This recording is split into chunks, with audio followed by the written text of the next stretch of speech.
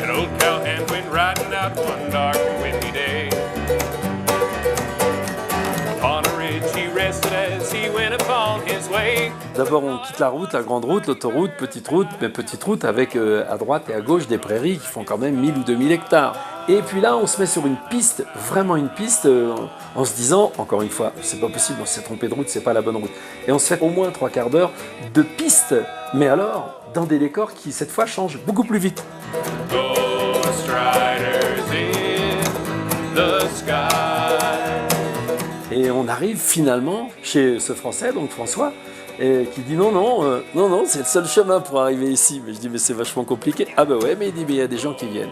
Et en effet, il y a des gens du monde entier qui viennent chez lui, manger tranquillement, pêcher, la rivière est juste à côté, se balader, se promener à cheval ou bien simplement ne rien faire. Voilà, son prénom c'est François. Le guest ranch ici aux États-Unis, c'est un type de vacances qui est, je ne vais pas dire sacré, mais qui est très ancré dans la culture. Tradition. Très traditionnelle. Vachement bien. Comment on arrive dans un endroit pareil? Et pour faire la même chose, de la restauration, on dort, etc. Non, j'avais aucune expérience de ça, moi. Et tu faisais quoi? Moi, je suis pharmacien hospitalier au départ.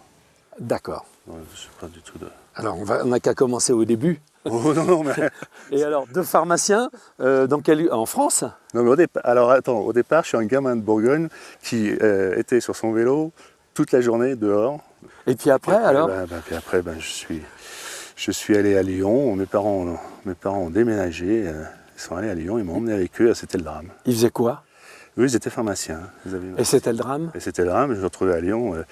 J'avais pas le droit de faire du vélo, j'avais pas le droit pas de mobilette, rien du tout. Ça a été dur. Ah, c'est dur, je comprends. Hein. Enfin bref, voilà. Un jour, j'ai décidé de vendre ce que j'avais. Ouais. Et puis ensuite, j'étais libre. Oui, c'est bien ça. Et c'est le hasard qui m'a amené à Jackson pour des vacances. Et j'ai adoré. Et là, moi, j'ai retrouvé. Donc c'est resté dans ta tête. Eh oui. On y va.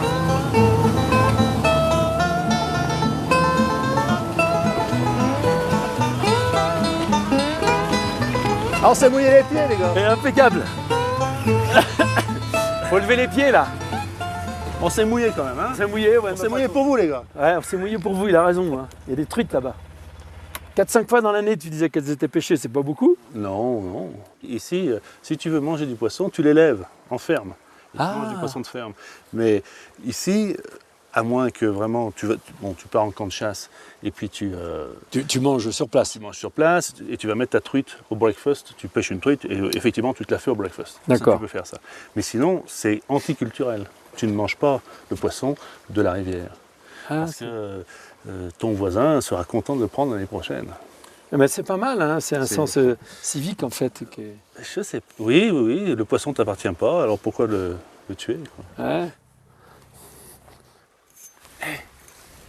Il a pissé dans la rivière. Ah bah bravo l'écologie, hein.